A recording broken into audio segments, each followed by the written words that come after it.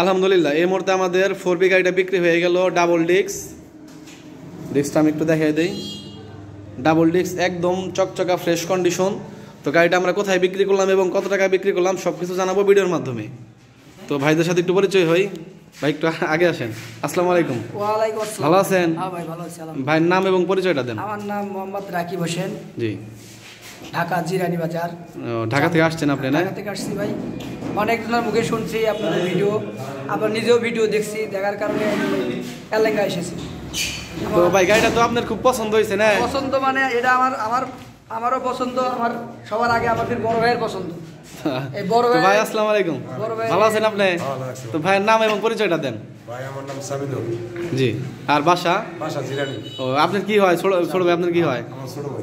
আপন ছোট ভাই, প্রতিবেশী আর কি। যাই হোক, তো গাড়িটা তো আপনাদের খুব পছন্দ হয়েছে না? গাড়ির সমস্ত কাগজপত্র বুঝিয়ে দিছি আমি, গাড়ির সম্পূর্ণ ফাইল দিয়ে দিছি। যেদিন নাম ট্রান্সফার করবো আসবো ঘাটাল শোরুমের গাড়ি, আমি নাম চেঞ্জ করে দিব। তো গাড়ির ইঞ্জিন নাম্বার চেঞ্জ নাম্বার মিলিয়ে নিছেন? গাড়িটা আমার কাছ থেকে কত টাকা দিয়ে নিলেন? 1,35,000 টাকা। তো 1,35,000 টাকা আমরা গাড়িটা বিক্রি করে দিলাম।